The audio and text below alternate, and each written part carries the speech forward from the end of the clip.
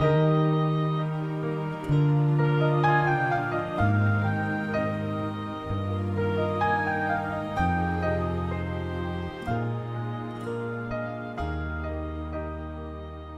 Good Doctor. There was once a man who had smoked cigarettes for years before the results finally caught up with him.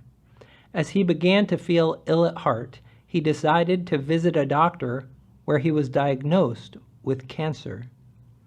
"The cancer has begun in your heart," the doctor explained. "It will soon be the death of you unless you take my advice." "Which is?" the man asked. "You must first have surgery immediately," the doctor explained. "You must have your heart replaced with a new heart." "Isn't that dangerous?" asked the man. "Don't worry, I've never lost a patient. I will give you the records of my past experiences so you will know that I am trustworthy. I have always done successfully all that I have promised." "What else must I do?" the man questioned with a little uncertainty. "You must then give up smoking once you receive your new heart. But with your new heart, it will be easy. You will no longer desire to smoke, but you must come to my office daily for the rest of your life. I will have a prescription ready to be picked up every day. If you do not come daily, your desire to smoke will return and you will fall back on the cigarettes and die of cancer. Through me, you can have a second chance." "How can I know the heart I get is a good one?" "You must trust me. I will provide the heart," said the doctor. "Take my records, look them over, and decide. I'm sure you will find that my records prove me trustworthy." The man was a little suspicious, but he took the records, replying, "I will read them over, but I think I will get a second opinion." And with that, the doctor smiled and nodded, and the man left. The next day, the man entered another doctor's office for a second opinion. After the doctor examined the man, he told him, "This doctor you have seen is crazy. It is probably just stress that causes this uneasy feeling within you." "Then I don't have to have surgery? I don't have to quit smoking? I'm not going to die?" "No, no, and no," the doctor replied. Sending him off, he said, "Go, live in health. Enjoy life." The man, pleased to hear this, left for home, feeling as if he were on top of the world. But the feeling only lasted a couple of days before that old feeling began to gnaw in his stomach again. That night, he pulled the first doctor's records out of the trash can where he had thrown them upon the announcement that he was fine, and he began to read them over. Sure enough, as the doctor had claimed, his records were spotless. Everything he had diagnosed was proven to be right, and every operation had been 100% successful. That night, the man was very restless. He tossed and turned all night, awakened time and again by a terrible cough. By the morning, he knew what he had to do. Returning to the office of the first doctor, he said on arrival, "I need the surgery." The doctor was overjoyed. "I'm so happy to see you returned, but where have you been?" "I received the counsel of another doctor who told me that I was going to live." "Oh no," the doctor said. "You have been tricked. Many who claim to be doctors work for the funeral home. They tell patients they are okay so their business can grow.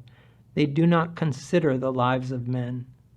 "How cruel," the man said nervously, adding, "and to think that I nearly went to my grave for this." The man who started these funeral homes was once a good friend of mine, but he turned his heart away from what is right, became rebellious, and followed his own evil course, said the doctor. "I'm sorry," the man said. "Come then," the doctor replied. "Since many days have been lost, we have no time to delay. You are just lucky that in your delay you did not die." The man took his place on the bed and was wheeled into the operating room to begin surgery. When the surgery ended, the man was returned to his hospital room. His eyes slowly fluttered open to see the kind face of the good doctor. "Everything is fine now," the doctor said. "This heart is easy. Its burdens are light." "I feel great," the man said. I don't have the desire to smoke anymore." He took a deep breath. "I can breathe again. My cough is gone." The doctor smiled, but sadly, as if something were pressing very heavily upon his soul. "Are you okay, doctor?" the man asked. The doctor smiled gently and replied quietly, "Yes." But after the word, a cough slipped out of his mouth. The man looked at him curiously and then smiled back at the doctor before asking, "Will I be able to leave soon? I feel so great." "In just a few days," the doctor replied. As the days passed, the doctor checked up on the man regularly, and he became very fond of the doctor and very close friends with him. Yet each day the good doctor's condition seemed to get worse. On the second day the doctor stumbled. The man recalled times in the past when he had tried to quit smoking, while going through withdrawal, how he would occasionally stumble due to the light-headed dizziness that would come across him. But that notion was crazy, since the doctor's records showed he had not smoked a day in his life. The third day arrived, and as the man woke up early, the doctor was right there beside him. "I feel better than ever," the man said, stretching his arms. But as he looked at the doctor's smiling face, he noticed that he looked terrible.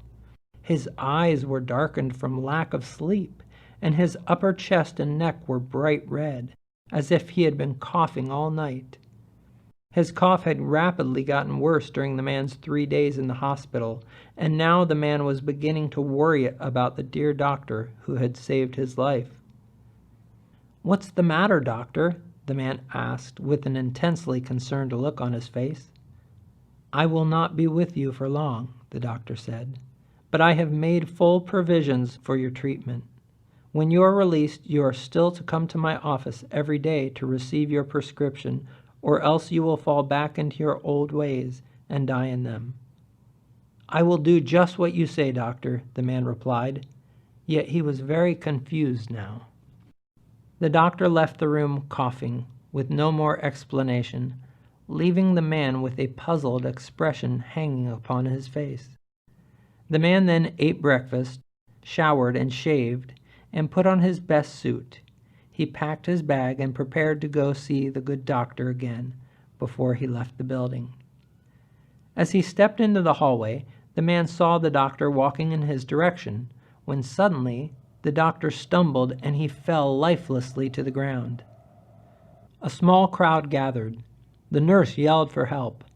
The man ran to the doctor, but he was told to stand back. One of the doctors ripped the good doctor's shirt open to pound on his chest, revealing the scars across his heart. The man became weak and fell against the wall, and as tears began to fill his eyes, shaking his head over and over, he muttered, "No, it can't be. No." A nearby nurse approached the man, looking into his eyes, and questioned curiously, "You didn't know?"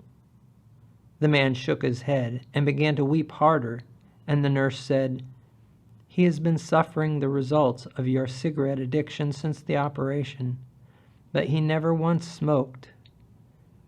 Looking up, one of the men said in a quiet, respectful tone, "He's dead." Tears rolled down the man's face as he shook his head. "It can't be. It just can't be." The nurse put her arm around the man and said, "He loved everyone," as a tear rolled down her cheek too. The man lifted his head sadly, looking into her eyes, and asked, "If it was the doctor's heart that I received, and he mine, then who did the operation?" The nurse replied, "His father."